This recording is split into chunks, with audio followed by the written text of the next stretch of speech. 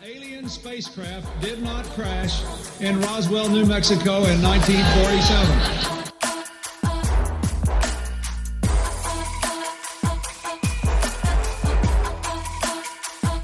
You know flat earthers, I guarantee it. But you don't know who they are because they're afraid of talking about it.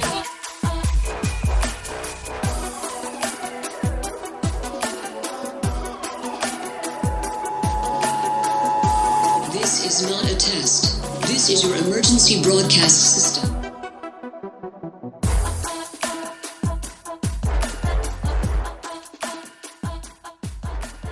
Hello and welcome to the 80th Annual Subliminal Deception Podcast, your weekly dose of conspiracy theory bullshit. My name is Cody. I'm joined by my pal Phil. How are you?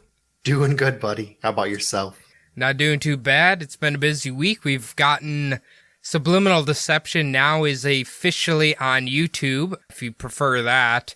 Otherwise, I want to thank all of our patrons who have joined up. I have now reconfigured it so all four of our documentary watch-alongs now have the video included. So it's already to watch. For only $2, you can watch them all. And I'm telling you, it's great comedic value. I promise you that. I've actually watched. Yeah, they're pretty fucking good. I like them. They're a little spicy. I was gonna say I'd recommend starting off with Confessions of a Time Traveler. That's a good one. Definitely. All right, Phil. Now, what do you have for us in the news this week?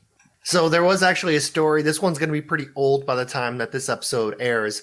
So Joe Montana was with his wife, and they were actually watching their grandchild. This was last week. And apparently there was an intruder in their house. The intruder kidnapped the child and basically just walking to another room.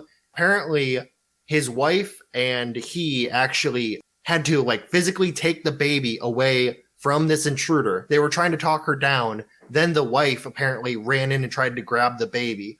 The woman actually ended up fleeing the home. Luckily, there was some police close by, and they caught the woman who was trying to abduct this child.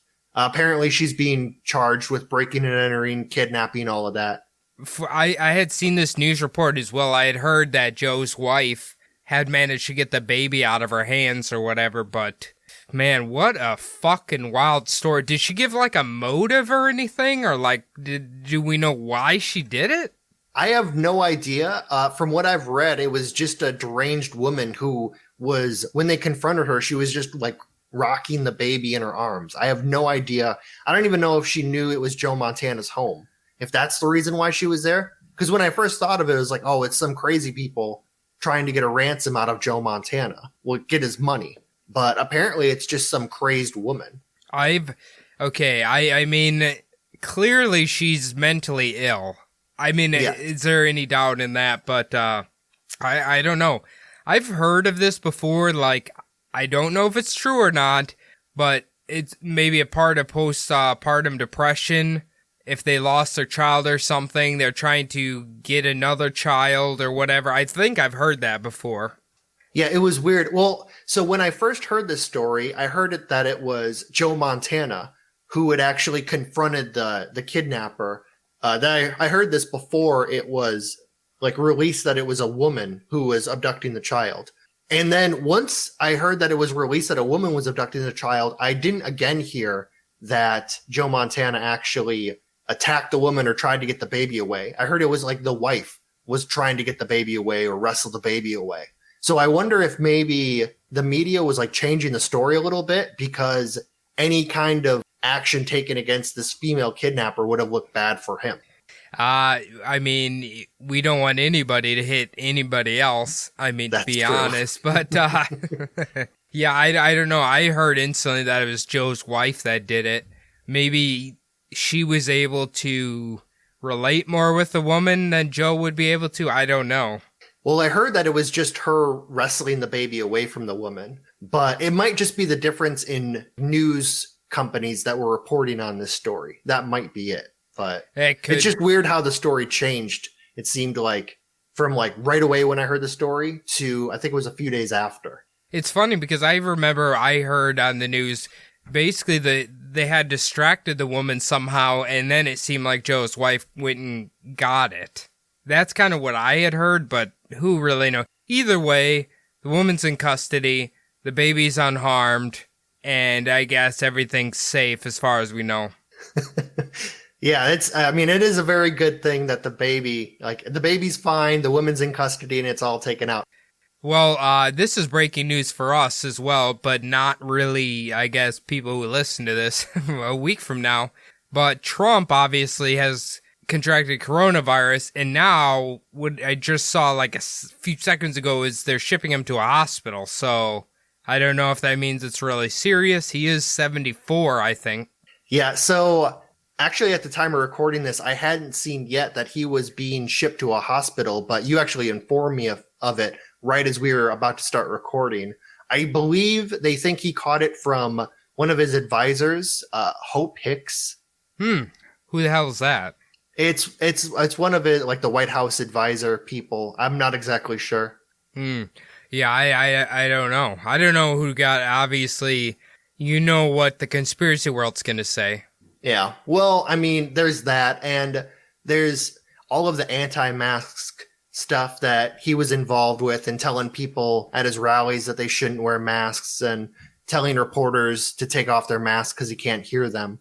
And then now it comes around that he has coronavirus. So he has it, and Herman Cain, who was at his rally, is now dead. Yeah, Herman Cain died from it. Yeah, let's just try to everybody just wear the masks so we can get over this, please. God damn. Like if we can just make it subside, then we can get over it. Yeah, then we can all go back to the bars and the restaurants and lead our normal lives. Before you called, I was watching this Daily Show thing. This guy was trying to make it look like a fucking space helmet, which is supposed to allow people to go to concerts and stuff. And then they're like, oh, everyone's like, God, that thing looks stupid as shit, because it did, honestly. And then it comes to find out that it doesn't actually have any, like, certified safety things on it. So it's like, you couldn't wear this anyway. Just wear one of those big body condoms from the Lethal Weapons movie. Hell yeah. That's all you need. That's it. Well, speaking of Joe Montana, Phil, it seems like that might be a perfect transition into this week's episode. Yes, possibly.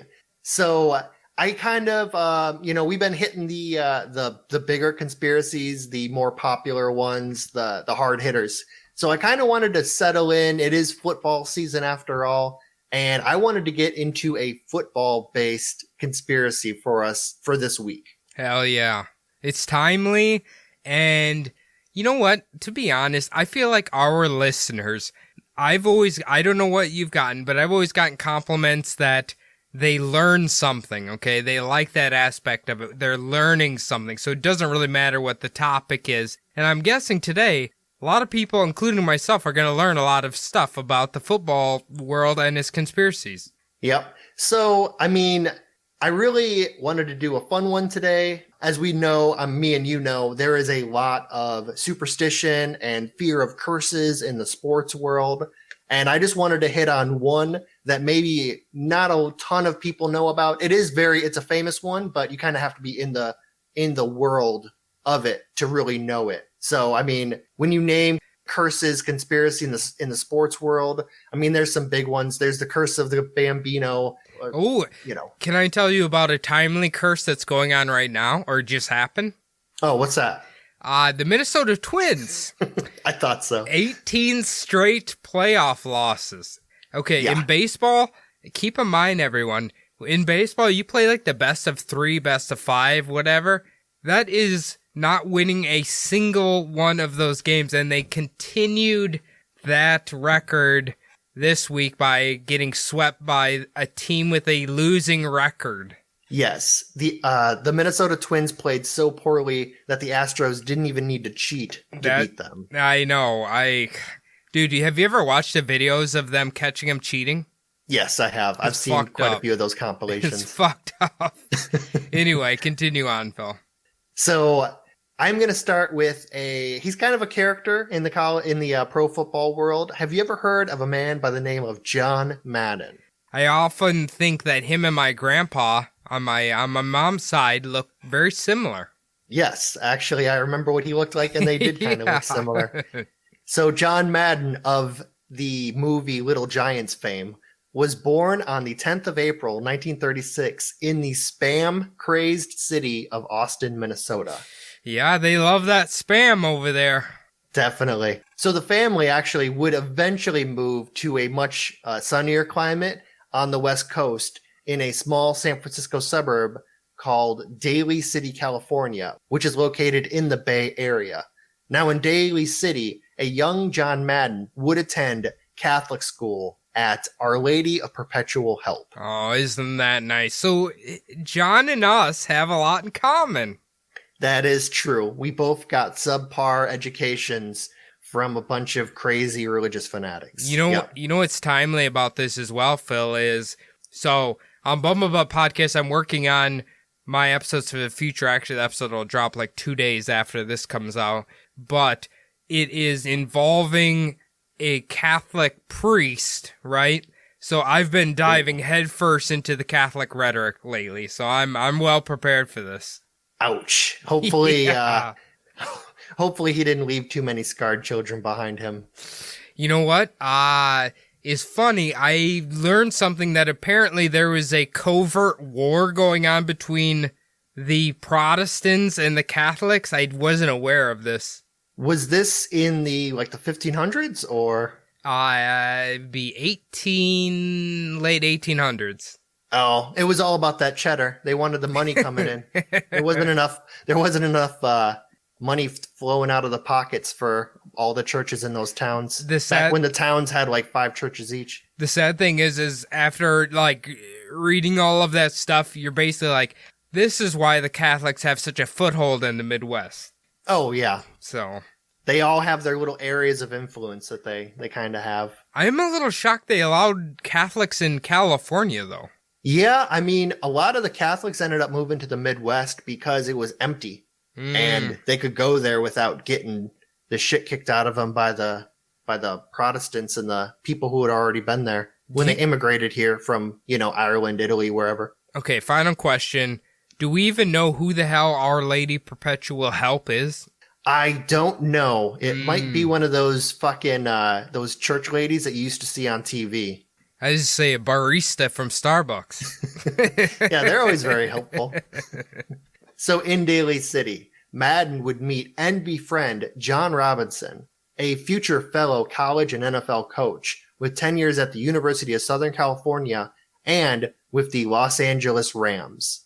Now, speaking of the pair's friendships, Robinson said in an interview with Sports Illustrated in October 26, 1987 issue, though this was in an article written by Kenny Moore, that the friends would dream at an early age of playing for the Yankees in the summer and the 49ers in the fall. So they had pretty big aspirations even way back then. Okay. I mean, John Madden has the body type to play for the Yankees at the time, but the 49ers, maybe. Yeah, I think he was about at the age of 9 or 10, so I don't think he was quite as rotund as he would be in later years. This was when you could be fat in baseball, but football was you could smoke and drink, but you couldn't necessarily be out of shape. Yeah, well, I mean, some of those old videos of baseball players, you'd see some fat guy on the sidelines, eating a fucking hot dog, drinking a beer. Then he'd go out to the fucking plate and crack a home run out of the park, so. I think it's the only sport where you can still be kind of chunky outside of maybe sumo wrestling or something. Golf. You can definitely still be. I mean, it is better for you to be in shape, kind of like the whole Tiger Woods, he revolutionized an actual athlete being a golfer, but, taking it away from superstars like John Daly. Can we put bars softball leagues under that category? Because there's a lot of chunky big boys in that. Oh yeah, I believe they're referred to as beer leagues. Beer leagues. They're a staple. A staple. So the hours of conversations between the two friends about game planning and their favorite players on the 49ers eventually led to the idea that instead of entering the field of play for those teams, perhaps they would enter the field of coaching. Now, in the article, Kenny Moore also surmises that the two friends were both pretty bad stutterers at the time, and that this is where John Madden's use of wild hand gestures and rambling statements that he became very famous for during his announcing days may have come from. Okay, very interesting. You know, I'm kind of in the same camp as John here. For myself, personally, I use a lot of hand gestures. Like, literally, when I'm recording a podcast, I'm using hand gestures and nobody can see them. Oh, yeah. Well, yeah, me too. Whenever I talk to people, I'm very animated, but I'm usually just trying to... I came from a big family, so if you wanted to get your story across, you had to be, center of the room. Especially when you're a middle child. It's often forgotten at Walmarts and such. Okay, so this is kind of the evolution of John Madden. He wasn't necessarily athletic enough to be a player, obviously. So he just like, hey, I can be a coach. And he, obviously, we know he is I don't know. I'd love to hear people's opinion if they think he is a better coach or if he's a better broadcaster.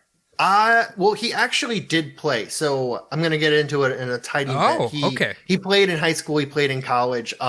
He did pretty well. He had a nagging injury in college that kind of kept him down a little bit and later on hurt him. But yeah, it was what him and his friend John would do is they would break into the 49ers practice camp just across the bay. Okay. And they would kind of like learn all they could about the players, like try to figure out like what game plan they would put on, what kind of plays they would run, that kind of stuff. And that's what got them into coaching. Okay. All right. Interesting.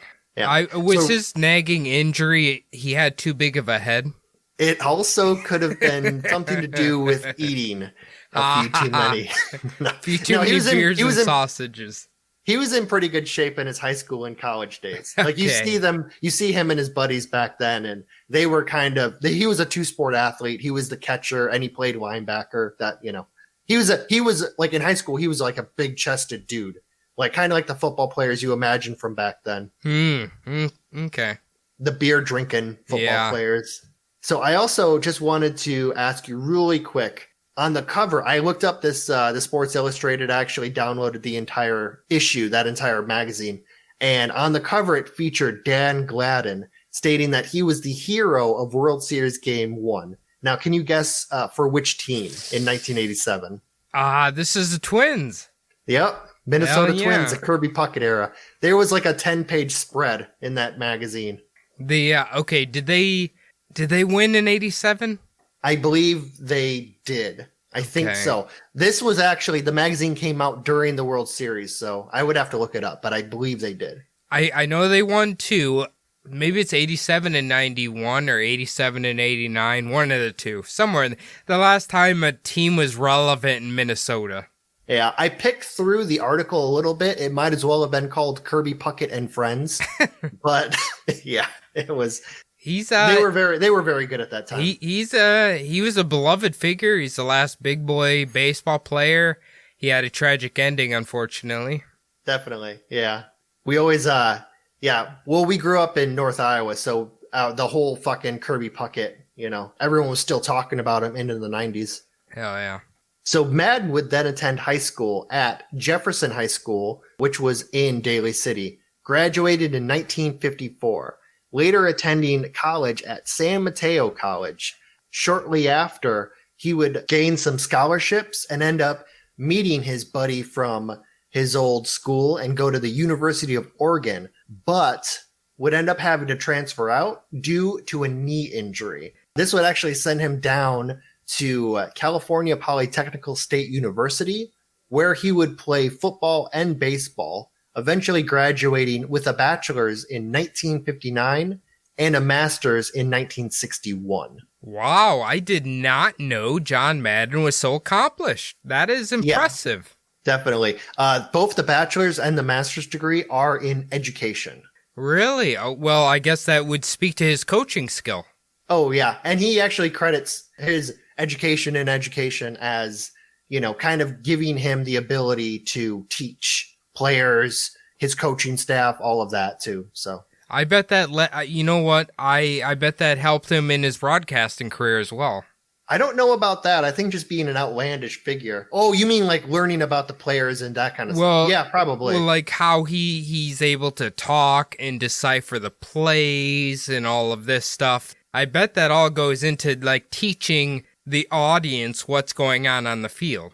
Oh, yeah, I can see that. Definitely thinking on his feet, like rolling with the punches. I wonder if they had a class in using that little teleprompter that he used to draw on all of his crazy little plays and shit. But that is just like a chalkboard, so. I'm guessing so. So in 1958, the year before he graduated that bachelor's, Madden would be drafted to the Philadelphia Eagles. Now, 1958, he was actually drafted number 3. The problem was he was drafted 3rd in the 21st round with the overall pick of 244. Okay, yeah, not the greatest selection here. You know, I've watched some of the old like NFL docuseries, whatever. Basically, they'd get past like the 7th round and they'd ask anybody, be like, who do you want to draft? And they just like, oh, take this guy. Like they weren't even paying attention. They're just like, okay, we'll just take this guy. We'll take a flyer on this kid out of fucking San Jose State. I hear he's tall. Like that's kind of like baseball back in those days too. Was the same way. I hear when they're talking about crime in sports. They talk about the old baseball drafts. Oh, like, yeah. We'll take a flyer on this guy. We heard he's a good swimmer. Like, I could just envision this one. Someone was in the office is like, I heard John Madden likes the same type of kielbasa sausage I do, so we should probably draft him. Definitely. It is kind of funny because I looked at the entire, I was just picking through it really quick, but as I was scrolling down that entire draft, so there was only 12 teams in the league at that time, which is why there were so many rounds. But it's funny because they highlight it in yellow for if they were ever an all-star, like in the Pro Bowl, or they highlight it in green if they're a Hall of Famer. And after like the 7th or 8th round, there's almost no yellows or greens until you get to John Madden, who obviously is in the Hall of Fame for double Hall of Fame, I think now. But I suppose that makes sense. I mean, this was before obviously the NFL AFC merger. Was it NFL and AFL merger? Yes. Is that what it was? Yep. AFL NFL merger. Before they came together. They did have a few Super Bowls before that, but yeah, they came together, made it the AFC NFC that we have today. Okay. So sadly, though, John Madden would suffer a knee injury. This was in the other knee that was injured in college. This happened during his first training camp, and he would never play a professional game. Okay, that's too bad, but that does happen. Definitely. So Madden would actually start his coaching career soon after. He was eventually hired by Al Davis and the Oakland Raiders in 1967. Now, this was as linebacker coach. He was poached away from the college team that he was head coaching for at the time, the San Diego State University Aztecs. So he was coaching college, and then Al Davis was like, hey, come coach my linebackers. Definitely. Well, I mean, that's a step up. You're going from at the time, a no name in the country university to linebacker coach on a professional team. That's a definite step up. That probably makes sense why at the height of Madden's coaching career, most of the linebackers had a felony record. That's not even, like, we're joking, but that's kind of true. It's very true. Yeah. The Raiders during this era were very much, they were having fun. They were doing it. I mean, they were football players second pretty much to their, off the field antics. We better shout out number 1 Raiders fan Bianca as well. So Madden would become head coach in 1969. This was after the previous head coach had went to take a job with the Buffalo Bills. He actually became the head coach at the age of 32, making him 8th youngest head coach all time in pro football history. And he's actually behind the current youngest, Sean McVay of the Los Angeles Rams. He actually became head coach at the age of 30. So he is officially the youngest head coach in football history, huh? Sean McVay? Yeah. Yes. Yep. Really? That dude, like, he's kind of hard. I don't know. I like him, but I don't know if he's long-term head coach, but he has like that photogenic memory. You ever heard him recall plays he called like from 4 years ago? Is it photogenic or photographic? One of the two. I don't know. his memory takes really good pictures. Yeah, I think it's good. He really shook up that organization. It is crazy because he was actually born a year after we were. He was born in 86. Ooh. So I couldn't imagine being head coach when I was 30 years old. I mean, maybe if we would have snuck into 49ers practices, we would be here too. That's true. Who knows? John Madden actually became head coach of the Oakland Raiders the year after their Super Bowl II appearance. So he really did inherit a really good team, very powerful. He actually had that powerful team for the entire tenure of his Raiders coaching career. Now, Madden would actually achieve a 76% regular season winning percentage and a 56% win rate in the playoffs, which is fucking outstanding. Yeah. When you look to see like what normal coaches get, even Bill Belichick would love to have that kind of record. They were kind of considered the team after the Cowboys who really were perceived as not being able to win the big one. They would always have a really good record leading up to the playoffs, but after one or maybe two wins, they would always get knocked out. Yeah. They would finally win the Super Bowl in 1976 against your Purple People Eaters at Super Bowl 11. Yeah, I remember that. Well, I mean, I don't remember, but I'm well aware of this. You know, when Madden was coach, I think he would have won more Super Bowls if it wasn't for the fucking Steelers who were dominating during that time. And even though the Vikings didn't win one, they were dominating at the time as well. Yes, it was the Iron Curtain. Yeah. Pittsburgh Steelers. The Steel Curtain. Was it the Steel? Oh, the Steel Curtain. Yeah, Yeah. the Iron Curtain's communism. The Steel Curtain. My history shit's fucking I mean, fluent in maybe the Steel Curtain's a little communist. Who knows? Yeah, definitely. Back then, who was their head coach? Or no, their head quarterback. Their starting quarterback was Terry Bradshaw. Terry Bradshaw. That's it. Yeah. Yeah. I can tell you he was, if you look back, he's not that good. It was the defense that carried him. Yeah, definitely. Especially having to play in that city. I know. I feel bad for Franco Harris, an Italian man having to be in that city. Yeah, Jesus, just wanting to get the fuck out of there every night. So the very next season, the Oakland Raiders would actually miss the playoffs. And this team did not miss the playoffs pretty much his entire tenure as head coach. Madden would actually retire due to health reasons and fatigue, even though he was still a very young man. This would actually start his legendary career as an announcer and color commentator. This would happen between the years of 1979 through 2008. Damn, that is a long career. Yeah, it is a crazy long career. I did not realize I wasn't a huge football fan back then, right after high school. So I didn't realize that he was actually still commentating till that time. Yeah, he was the boss, man. He was the best. Yeah. Oh yeah, I used to love watching that shit. It was great. His crazy fucking when he would do that, like I was talking about before, when he would do the X's and O's. The X's and O's Yeah. and draw all the crazy shit on the fucking the screen. That was great. So during this time, the sport of American football would expand immensely, becoming the billion-dollar-a-year business that we know today. At the same time, the revolution of video gaming was in its infancy, and the thirst for new games and better technology was about to skyrocket. Now, the game of football, or Football Atari, came out and was extremely popular for the arcade and the Atari 2600. Now, this was very innovative for its time. It was really kind of called the first ever real sports simulator. It also used the vertical scrolling for the game. This was the first time that vertical scrolling was used for anything other than racing games. So I'm guessing you saw this on that, what the hell is the documentary called? Yes, I did. Is it Game Over or whatever? I couldn't even imagine attempting to play that fucking game on the Atari.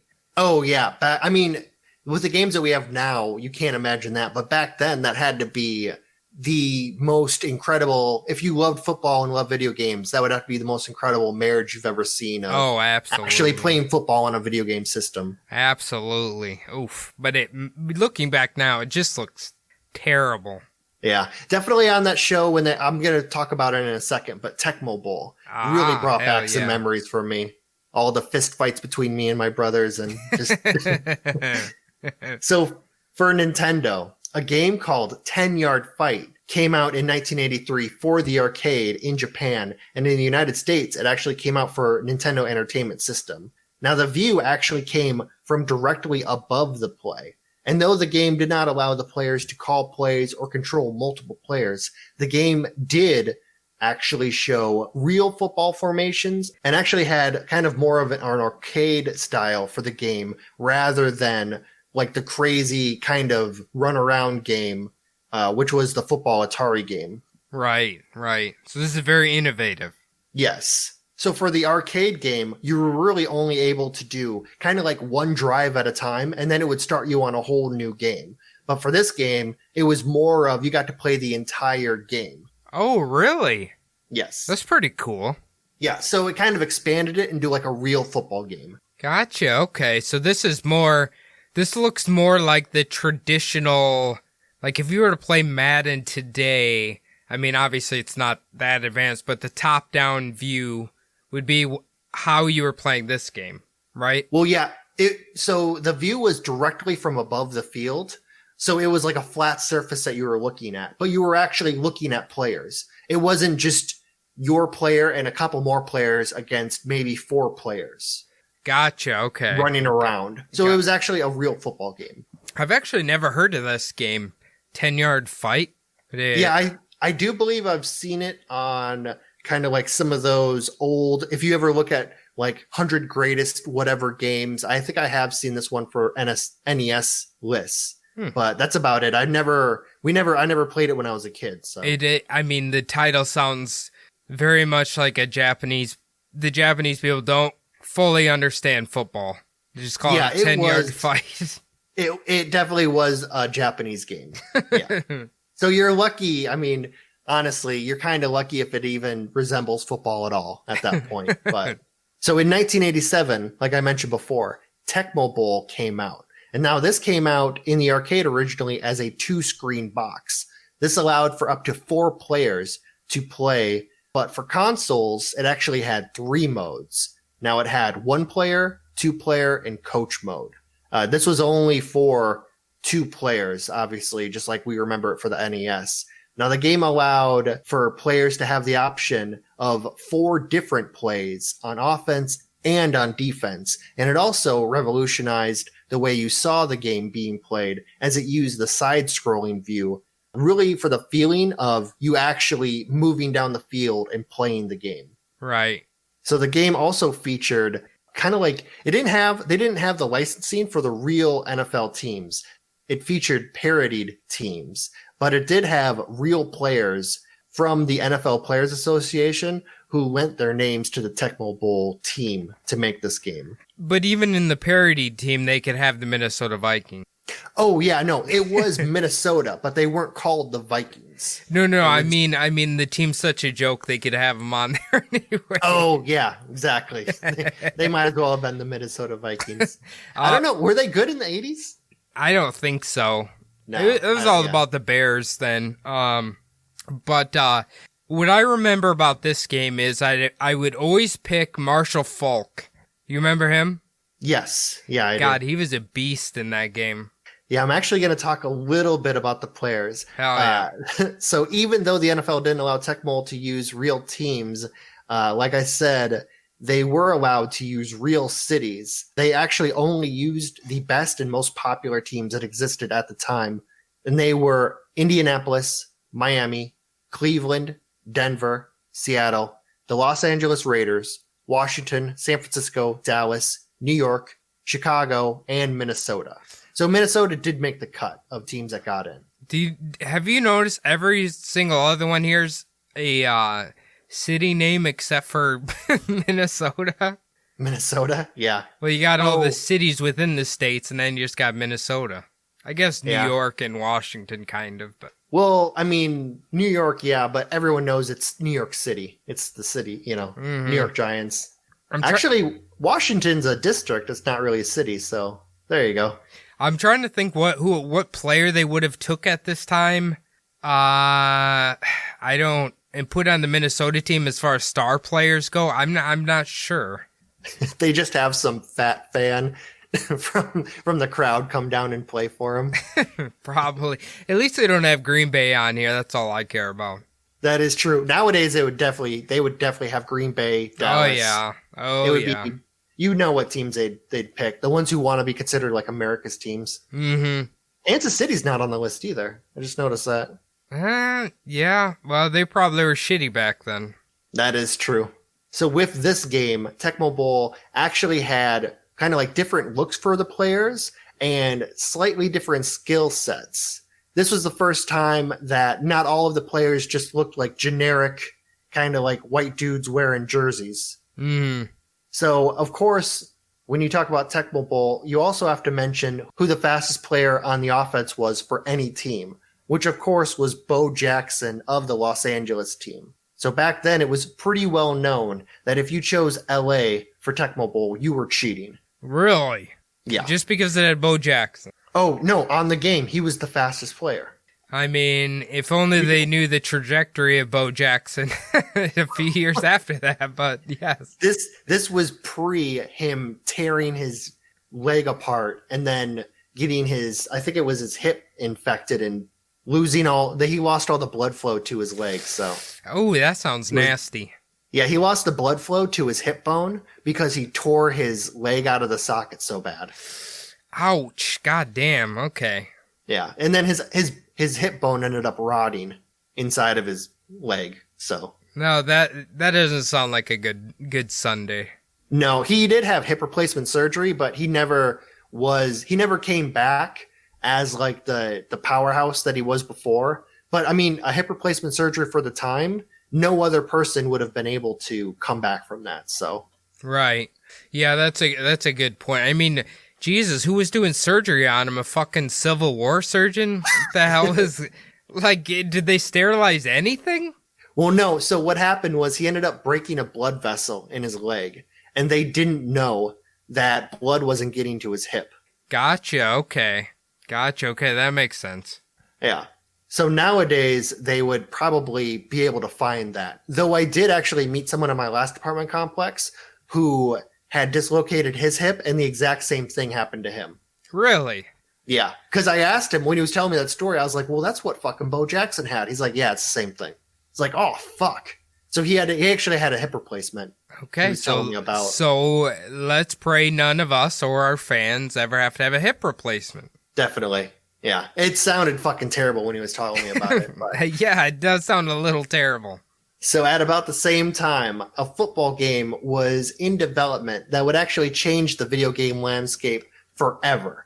Now, on a train from Denver to Oakland in 1984, Trip Hopkins and Joe Ybarra of Electronic Arts were trying to convince football color commentator John Madden to lend his name and likeness for a new type of football game that would include the realism of actual football gameplay and the ability to choose plays. Now, this was before the release of Tecmo Bowl, when they were trying to sell this video game. Yeah, 3 years before. Yep. Now, this would have been an upgrade from the games at the time, which were still very much the arcade style, and only really offered play on a single drive. Now, the game would be for the Apple II, which actually was the most advanced PC of its time. Oh yeah, we used to play Oregon Trail on that bitch. Yeah. Oh yeah. Fucking Catholic schools still had those bitches until like 93. Well, come on, let's be fair. I'm sure they still have them today. That's true. You know, no, they're not changing it. They're still running those fucking Power Macs that they got that one year. Oh, the ones that like looked fancy because they were different colors and clear. Those were the iMac, the big ass fucking iMacs. Yeah, I remember them pieces of shit. Yeah, we had those the last year that we were there, and they ran like fucking shit. But schools got a huge discount from Apple, so that's why they all picked those up. I'm imagining they still probably have them there. Oh, I wouldn't doubt it. They probably have them in a little fucking computer lab there. So the biggest problem about the game coming from John Madden was that each side would only be able to field 7 players at a time. And Madden really didn't consider anything less than 11 players to be actual football. I mean, he's not wrong. Yeah, definitely. I mean, in Minnesota, they do have smaller schools that play 8-man football. My cousin actually played, I think it's Chatfield, had 8-man football. Yeah. And I've heard old Cresco's like going down that road too. Oh, really? Yeah, no kids. There's no kids going to school. Or no kids want to play football or whatever, so they have to, shrink the teams. They're all too busy phone fucking each other to get out there and play football anymore.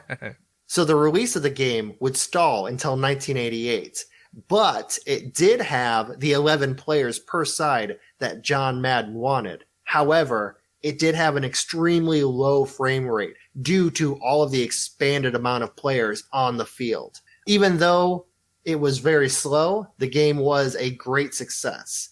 And after the license with Sega and resulting popularity of sports games on consoles, Madden Football would continue on and evolve with the ever rapid increases of technology, becoming the game that we still love to play today, eventually changing from the name John Madden Football to just Madden, along with the year of the release. Right. I think everybody knows Madden. It's just kind of the mainstay game. If you want to play a football video game, you play Madden. I don't even know if there is really another option. I have seen other, I looked on today, I was doing a little bit more research. I looked on to see if there were other kind of games or any funny game names. There's actually a Doug Flutie football game that came out in 2019, yes. which I thought was pretty funny. How do you play it? No, it's 2019, so it is a modern game. It's just so crappy no one's ever played it or heard of it. No, I'm saying is it on Steam? Like where can we play it? Oh, I'm not exactly sure. I think it just came out for regular consoles, but I've never heard of it. And I think it was just Xbox One, PS4. Knowing Doug Flutie, it probably is literally a CD-ROM that's in a box of fucking Wheaties or something. Flutie Flakes. Yeah, Flutie Flakes. Hell yeah. Gotta remember those. Yeah. God, dude, that dude had such a tragic life. I feel so bad for him, but Flutie's pretty sweet. Yeah. Well, he was playing in the USFL. He came out of, I believe it was Boston College, and then got a big contract with the NFL after the end of the USFL. He was a CFL hero. Oh, he was CFL too? Yeah. Okay. Yep. I think he won a couple Grey Cups. Yeah. Well, I mean, good thing for little guys, you know. He was a good player. I don't want to hear it. Yeah. So it is, I mean, it's crazy to think that we have Madden today, and it's just associated with video games. But it was a person who announced he ended his announcing career over a decade ago, and it's still called Madden Football, like Madden 21 or 2019, whatever. It's a good brand. Like the brand of Madden. Like you just say Madden, everybody knows what you're talking about.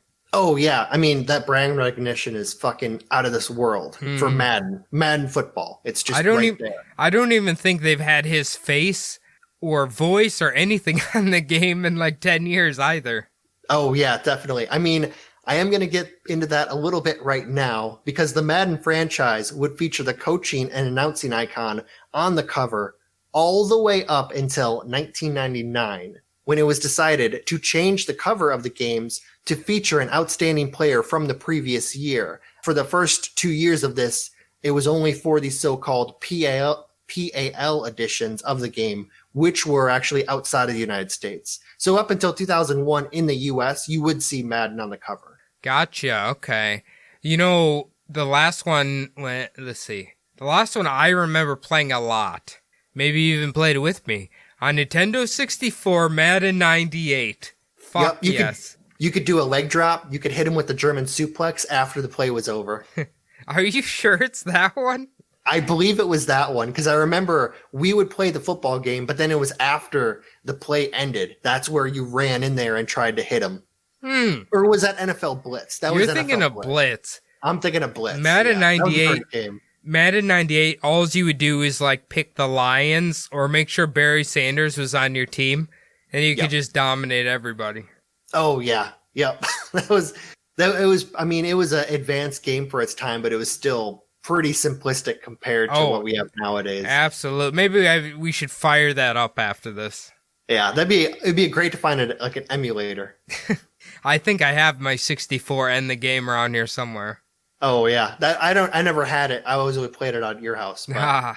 So with saying that, that's kind of where we're going to start our conspiracy today, discussing the curse of the Madden cover. Oh yes. So in 1999, former University of Georgia running back Garrison Hearst had lit up the field for the 49ers in both passing and receiving yards since joining the team in 1997. And it was decided that he would become the first ever player to grace the cover of Madden for the Madden 99 installment. And just like I mentioned before, this was for releases outside of the United States. Okay, and I'm guessing now he's a member of the LDS Church. Possibly. That was his curse. That was his curse. Oh, yeah. God. I have no idea what he's up to these days, but hopefully he's just living it up, still got some of his He's getting money. bombarded by Jehovah's Witness and LDS. They just knock at his door constantly. Get the fuck out of here. However, during the second round of the playoffs against the Atlanta Falcons, Hearst suffered a horrific broken ankle, and after corrective surgery went wrong, would eventually lead to the bone in his foot dying. Now, Hearst would miss the next 2 seasons rehabbing, eventually retiring shortly after in 2004. Damn, if his bone died, don't they have to amputate it? No, so your foot has many bones in it. So it was just one of his little bones in his foot died. Got you. Okay.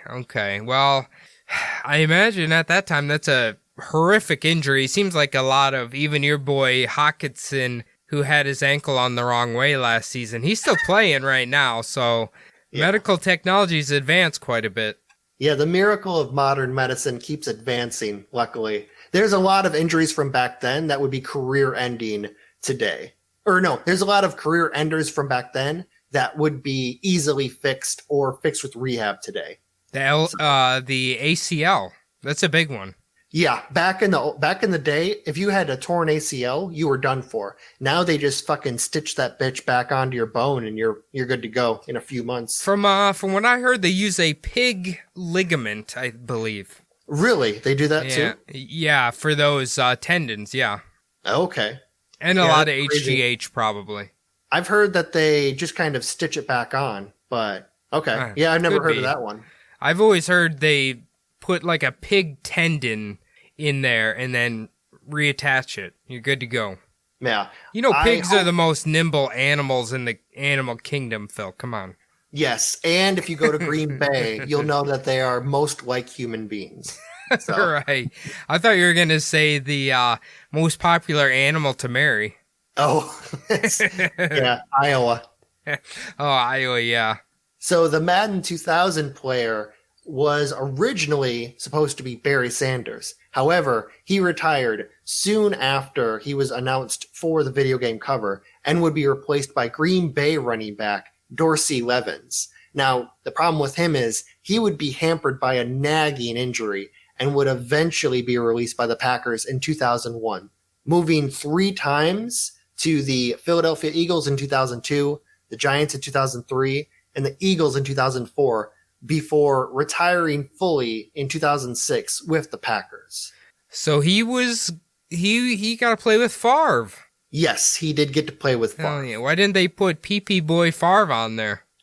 He will be on the cover eventually, down the line a little bit. So. All right. So next up, drafted in 1996 by the Houston Oilers for the Madden 2001 cover, former Ohio State Heisman Trophy winner and Tennessee Titans superstar Eddie George was chosen. This was after his team had nearly won the previous year's Super Bowl. However, after that year, he would bobble a pass in the next year's playoff game against the Ravens. This would actually lead to an interception off of his hands, and resulting touchdown would doom them and send them out of the playoffs. Now, after this, George saw his numbers fall over the next 3 seasons, ending his career with the Dallas Cowboys and are officially retiring in 2006. I remember this. This is one of the most famous things in history here. The greatest show when turf beat him. Yep, when it's the reach, when the Tennessee Titans were on the goal line and they were reaching across the goal line and they didn't quite make it. Yeah, that propelled Kurt Warner right there. Yes, it did. Of University of Northern Iowa fame.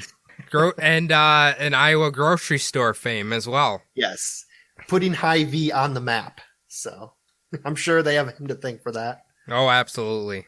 When he was playing for Arizona, they would mention it every single fucking game. That was Hy-Vee fame? Yeah, no, they would mention that he used to be a bag boy at Hy-Vee when he played college football. Mm. In 2002, rising from obscurity from the University of Central Florida, the cover of Madden 2002 was none other than Vikings quarterback Dante Culpepper, who was named the starter for the 2000 season, which saw the Vikes go 11-5.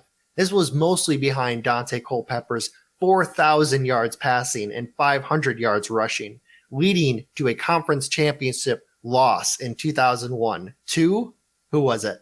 The New York Football Giants. Yep, and it was just a blowout loss, 41-0. Actually, the Giants would then lose to the Ravens in that year's Super Bowl, but there was also a huge controversy that the Giants were cheating and listening into the Vikings play calling. Really? I had never heard that before, but I do know Vikings are in very dire times this year, okay? And where there's a lot of talk about let's get a different quarterback, and when you listen to a lot of local podcasts or shows, they basically say the last franchise quarterback that the Vikings had was Dante Culpepper. Yes, the last really good quarterback. He was, I remember back then, he was like that, kind of like that Kirby Puckett. They talked about him for years after he was done playing type of quarterback. He had like the body frame of Ben Roethlisberger, but unfortunately, I think you're going to mention what happened to poor Dante here. Dante Culpepper would enter the 2001 season after achieving the Madden cover with high hopes, though a knee injury would take him out of that season, and the resulting 2002 season would see his numbers fall drastically. Culpepper would have a resurgent year in 2004, but would eventually leave the Vikings in 2005, moving around the league until fully retiring after playing with the Sacramento Mountain Lions. Okay, is that an actual team or did you make that up? No, it's like one of those minor league type teams, the Sacramento Mountain Lions. I don't even think they have mountain lions in fucking California, do they? Yeah, he was about to make a comeback, but then the team that he was trying out for dropped him. And they do have mountain lions in Northern California. From what I've heard about Dante, I think both of his knees blew out. Like, it wasn't just really? one. It was something like that. Like, he injured one and then he injured the other one, and that's kind of what did him in. Yeah, his ground game, he was actually really ahead of his time because he would fit in very well with the quarterbacks, Kyler Murray, Patrick Mahomes, Lamar Jackson, the kind of quarterbacks that we have now. Yeah, and I think Dante was there to enjoy the Vikings love boat. Oh, the scandal. Yeah. The cocaine and strippers, I think he was there. Yeah, well, I mean, you got to think, like we were talking about the Raiders, like the Dolphins back then, that would have been just a Tuesday for them. I mean, right. Really, if you think about it. Right. It was the first signs of like the internet age when they got caught for that. I'm going to say this, to be fair, in 2001, it wouldn't have mattered if the Vikings made it to the Super Bowl. You're not beating the Ravens that year. That is still, I think, the most legendary defense ever in NFL history. It was the 2001 Ravens. Yeah. Oh, yeah. No, the Giants definitely got beat by the way better team that year. So. And now we have to look at fucking Trent Dilfer's dumb face all the time on ESPN. He sucks. Yeah, he's like he was that cover boy for Journeyman Quarterback magazine before Fitzgerald out in Miami now. No, Fitzpatrick. Oh yeah, Fitzpatrick. Yeah. Yeah. Can't remember the fuck his name. God, that's how good the defense was. They dragged his shitty ass to a fucking Super Bowl win. Yeah. So this was actually the first time that there was any real mention of a Madden curse. So, okay, so these guys here kind of set the precedent for what we know now. Yeah. Well, it was all of these guys in a row really kind of, and what happened to them, people really started to see something that was really building up to, like, what's going on here? Like, all of these guys in a row are just basically taking a huge drop off or getting horrible injuries after their Madden cover year. Right. So these are going to come in quick succession, but going throughout the years, here are some other notable Madden cover players that were cursed by the so-called Madden Curse. In 2003, for the Rams, Marshall Faulk. Now, he ended up getting knee surgery, and he suffered a general decline the year after. He'd been playing a while, to be fair. Yeah, that is true. 2004, for the Falcons, Michael Vick fractured his right fibula the year after. And then he went off and killed a bunch of puppies for no fucking reason. Yeah, definitely the Michael Vick thing. I thought it was going to be the dogfighting situation, but the articles that I saw were talking about his fractured right fibula right after his cover came out. 2005, for the, like we mentioned before, the Baltimore Ravens, he had a bad season and also tore his right hamstring the season after that. I don't know what date it is, but he also killed 2 people. Yes, there's also that. However, he was a famous football player. True. It's okay. You get a couple freebies when you're famous. It's completely normal to go home and burn your clothes after you've had a long night at the club. Completely normal. Oh yeah, I do that every time. That's just to make sure I don't wear the same clothes to the club twice. I just every time just burn them right in the yard. 2006, Donovan McNabb. Now he actually, for the Eagles, he actually had a groin injury and a torn ACL and meniscus the very next season after he made the Madden cover. Another big-headed individual. Yes, definitely. I mean, I can't imagine if you're a pro football player having groin injury, which hampered you, then a torn ACL and meniscus at the same time. Yeah, he was done. And I don't know if this was before or after when they could actually fix those things. So 2006 is a little early. Yeah. 2007, Sean Alexander, broken foot, fractured wrist, sprained knee, and a sprained ankle in the very next season. He's of Seahawk fame, right? Yes, he is on the Seahawks. This is the guy, I remember we were talking when you were visiting here. I thought this is who you were talking about, was from Iowa. Oh, yeah. Okay. No, he's, there's a big thing right now. They think he's a big Hall of Fame snub. Oh, okay. The guy from Iowa was actually Sean Green. Yeah, I don't know why I got that mixed up.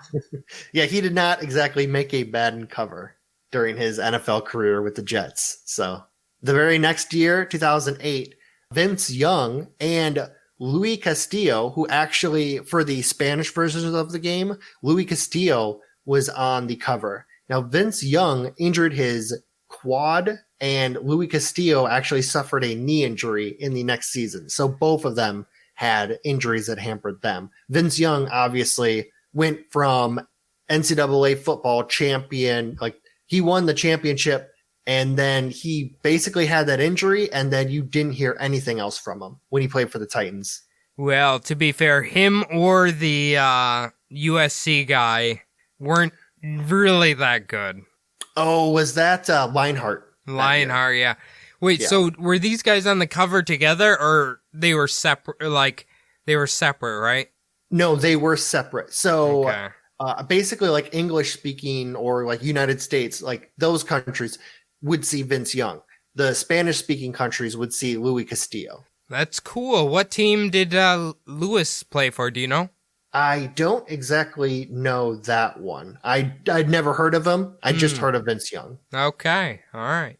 So actually, LaDainian Tomlinson was first approached to be the cover player that year. However, a petition from the San Diego Chargers fans, this was basically because of fears from the curse, actually started a petition to stop him from taking the position as the cover player. And they actually did get him to not be on the cover.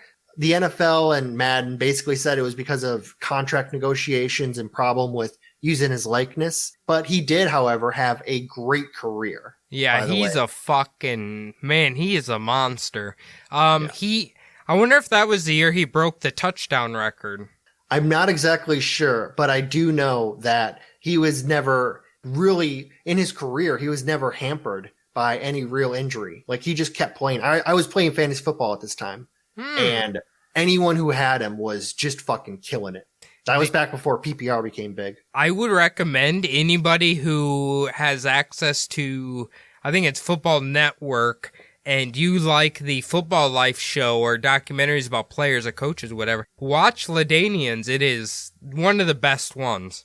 Oh, really? Okay. Yeah. What network is that on? What station? NFL Network. It's their NFL Network. Oh, okay, gotcha. Yeah, it's their show. Yeah, he tracks down like his lineage and stuff and finds, because he's a descendant of slaves and everything, and he finds out all of that, and it's pretty neat. That'd be pretty interesting. When I lived in the fraternity, we used to have NFL Network, and we'd watch a shit ton of those shows. They're good. That's good. His is really good. So 2009, Brett Favre of the Green Bay Packers fame. Actually, so they put him on the cover after his retirement, but he came directly out of retirement after that to play for the Jets. And then he went to go play for the Vikings. And I'm pretty sure you remember the Vikings games against the Saints. Yep. That was the worst part of the curse for him. He was actually a victim of what's known as the bounty scandal by the Saints. And if you watch that game, you know it was by the refs too. Right. Yeah, that was a dire time in Minnesota right there. That was brutal. Actually, I was still living I actually almost became a Minnesota Vikings fan that year, just from how good the Vikings, I was living in St. Paul with you at the time. Yep. And I remember everyone, Vikings fever all over the city. It was fucking insane. And then that game happened just before I went to the Air Force. Everyone took down their Viking shit. It was so bad. It's never been the same here again. Yeah, definitely. If you watch that game, the refs must have been paid, because there were times when Brett Favre would throw the ball, see the defender coming, cringe, and then just get waylaid, just get tackled 2 seconds after he threw the pass, and the refs wouldn't throw shit. Yeah, that was the Bountygate thing. Was one Saints player tackles low and the other one tackles high. That was their game plan to take him out. Yeah, take out the old man. So. And then they ended up winning the Super Bowl that year. Yeah, they injured Kurt Warner that year too. Yeah. 2010, there was actually two players on the cover, Larry Fitzgerald and Troy Polamalu. Larry Fitzgerald actually really was the first one to escape the curse, but Troy Polamalu did not. He actually suffered many injuries that next year. Well, let's be fair. Troy liked to turn himself into a human meat missile and just fucking hit. He didn't tackle people; he just hit him with his head. Yeah, if you're not if you're a younger person or not a American football fan living outside the country, and you never saw Troy Polamalu play, his game plan was to be right up on the line, and then as soon as the ball left the fingertips of the center, he would basically jump across the line and just disrupt everything. Yeah. It was the most amazing thing. He was good. He was crazy. Yeah, he must have did so much homework to get those snap counts down, but it was insane. 2011, we just previously mentioned the Saints. Drew Brees, he pretty much generally escaped the curse, even though after the year of his cover, he would have one of the worst seasons he's ever played for the Saints. Mm-hmm. This is when they caught on to the bounty scandal and they suspended the coach and everything. Yes. Yep. I do remember that. When they figured out from what we were talking about with Brett Favre and the Minnesota Vikings, when they found all that out. Mm-hmm. 2012, Peyton Hillis, who played for the Browns, actually, his big curse was injuries and contract issues, which actually led him to not be re-signed by the Browns the next season. though not playing for the Browns kind of avoids that curse. So, You know what about him? He's like the one outlier that was like, I don't know, one and done good player, and they put him on there. That's the one that stands out. It's just like, why, you know? oh yeah. I mean, even at the time when they put him on the cover, people were wondering why this guy was going on the cover. I think now he is a obese man who plays arena football. I mean, just looking at like the names that we've mentioned so far, Drew Brees, Larry Fitzgerald, Troy Polamalu, Brett Favre, LaDainian Tomlinson. You're talking about cream of the crop players. Vince Young would have been great, playing for maybe another team, possibly. Mhm. Donovan McNabb, Ray Lewis, Michael Vick, Marshall Faulk.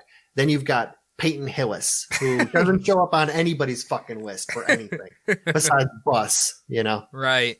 2013, Detroit Lions, obviously Megatron, Calvin Johnson. He actually did escape the curse. He had one of his greatest seasons right after the cover, putting up 1,964 receiving yards. Megatron actually, he retired before he was past his prime. He kind of just walked away, which is very respectable. Well, he's I remember this time because people considered him to be the first one to ever escape it. Yeah, like he escaped it as well as you can. I mean, he retired early, but he did what Barry Sanders did. The fucking Lions were shit, and he's like, I can't take this anymore. Yeah. Well, Larry Fitzgerald, from 2010, he also escaped it, and he went on to have a legendary career. Larry Fitzgerald isn't your huge numbers guy. He's the guy who every team wants a Larry Fitzgerald, though. He's just such a great teammate to have and a great wide receiver. Yeah, but Troy didn't escape it, so you can kind of go either way on that one. The curse passed on to him that year, right. I suppose. 2014, one of your favorite players, Adrian Peterson, actually had nagging foot injuries hampered him during the first half of his next season. That season, the Vikings would only go 5-10-1. Yep, he was never really the same after that. No, it was the foot injuries right at the beginning of the season that pretty much killed the rest of that season for the Vikings. I believe he only played 14 games. 2015, Richard Sherman, he also pretty much escaped the curse without any real trouble. I mean, he did actually avoid Tommy John surgery, opting to heal naturally. He is even still putting the fear of God into receivers to this day. Not playing with the Seahawks, obviously. Okay, let's be fair. Once he left Seattle, and I think it was around this time, he was kind of dog shit for a few years. Yeah, I mean, I think he started playing for San Francisco a couple years ago. He's coming back into form now, though. He played for them. Man, he's played for them for like 3 or 4 years now, but he is currently out. He is currently injured and not playing for the rest of the season. He's out? Oh, shit. Yeah. Oh, yeah. Well, that sucks because I just picked up fucking 49ers defense this week. Well, I had the Steelers defense, but they're obviously not going to play with, Tennessee. So. Right. 2016, Odell Beckham Jr. had a great season after achieving the cover, though now he plays for the Browns, which is its own curse, like I mentioned before. And his career's kind of gone sideways a little bit, off the field kind of stuff. So yeah, his careers went way downhill since that time. Yeah, since his New York Giants days, when he was number one receiver in the league compared to now. Right. 2017, Gronk. He actually suffered a hamstring injury, and it forced Rob Gronkowski to watch the Patriots win the Super Bowl from the sidelines that year, which is fucking terrible for, best tight end in the whole fucking league. Yeah, yep. 2018, Tom Brady actually did avoid the Madden curse, and really nowadays, everyone knows he moved out of the shadow of his former coach. He now plays for Tampa Bay Buccaneers. Right, yep. Out of the Bill Belichick system, which hopefully he starts getting better. I mean, he deserves to have his own fucking deal, but I don't know if they're going to win the fucking Super Bowl. It'd be pretty rad if they did. Yeah, I mean, him and Gronk back. He needs to start getting Gronkowski back in the fucking, the action. But yeah, 2019, this is Antonio Brown. He actually had a great next season. He's one of those players, though. The curse might have affected him mentally. He really seems to have gone off the rails recently. He's actually looking for a new team to play on, and as of this recording, he is still unsigned. Yes, I don't know if they charge him or not, but we're pretty sure he's a rapist. Yeah, he is. He got picked up by who did he was playing last year. He was playing for the Raiders. They dropped him. Yep. New England picked him up for about 8.5 minutes, and then they dropped him once the charges came down. And he hasn't played for anyone since, I don't think. Well, I can clearly remember because I watch Hard Knocks every year, and last year they were covering the Raiders at the time, and they had just acquired him. And I remember at that time watching it, I'm like, this guy just seems like he's on drugs or something. He just seemed insane. He made it a few games. Oh, yeah, that was the big thing. He was complaining about his helmet because they were switching to a new helmet to help stop concussions. He didn't like that. It was this big deal. He wouldn't play. He burnt his feet in a fucking whatever, the ice chamber. Yeah. Yeah. Because he refused to wear Crocs. And then he went insane. And I remember there's a big thing. So someone had made an Instagram post, and one of the comments said, I hope whatever their GM's name is gets fucked in the ass. That was that was the troll's little post, right? And Antonio Brown went out of his way to like it. And then they cut him, and then went to the Patriots. Then all the rape charges started coming out. And now he probably won't ever play football again. Hopefully not. Yeah, I mean, he's a piece of shit. Some team would have to need him beyond belief to pick him up. They would also have to be one of the crazier, not very well run teams to actually pick him up after all of that shit, especially with all of the rape accusations and the sexual assaults. And he's I hope we never see him again. I could see maybe the Browns picking him up, but just because of how fucking disorganized they are. Maybe. So that actually brings us to one of the last ones, actually, considering there's a new Madden coming out. 2020, Patrick Mahomes. He actually did suffer a knee injury very early on in the season. However, he did make a comeback and even won last year's Super Bowl, which some people are even saying may have broken the Madden curse for good. Hopefully. We won't really know until the next year's Madden cover, Madden 21 star, Lamar Jackson, gets a whole season behind him. So we'll have to see. Well, we can give a slight update. The Chiefs and Ravens played each other last week. Lamar did not look very good. Okay. And he runs a lot, so his chance of injury, I would say, is fairly high. So we'll see. The Dante Culpepper thing. Yeah, where he puts himself out there. Yeah, so I don't know. We'll have to see. I don't know. What do you think? Do you think the curse is real? Do you think it's something that gets in the head? Do you think it's just a series of coincidences? What are we talking about here? I mean, really, the average NFL career is only 2 or 3 years. And that's adding in people who don't make it out of training camp and the Brett Favres and the Tom Bradys and the Peyton Mannings. So the average NFL career, maybe 3, maybe 4 seasons. Really, what you're seeing is these guys who peak, and that's the year they get the Madden cover, is when they peak. There's going to be a drop-off. So all of the guys who weren't really hurt, they just had a drop-off. I can see those that's just a normal drop-off. Of course, they've been in the league for 8 years. They had their peak, and now they're dropping off, just like any normal human being would. The people who had horrible season-ending, the ACL tears, the meniscus tears, the broken bones, the bones dying in their feet, those people, I can see a curse there because there's so many of them and they're happening right away, like the next season. So I would say I don't really believe in curses, but if I had to believe in one, this might be one of them. Yeah, think about it. 2001 all the way up to what I guess they kind of qualify Larry Fitzgerald or Calvin Johnson, 2013. That's a lot of years, and it still kind of keeps going. Yeah, I mean, Patrick Mahomes, he got a knee injury. He recovered from it pretty quick, and they made it to and won the Super Bowl. Right. So it's not like he had a season-ending knee injury or a career-shortening injury. Like, I remember at the time when it happened, people were like, Madden Curse, all over the place. And then it was like, okay, he'll be back in 2 weeks. You know, it wasn't as bad as they thought it might be. So luckily for, Patrick Mahomes, Lamar Jackson, Kyler Murray, obviously my fucking Cardinals. I mean, it's so exciting to watch like their style of quarterback play. I mean, I hope that they're like the old style of like Dante Culpepper, Michael Vick types.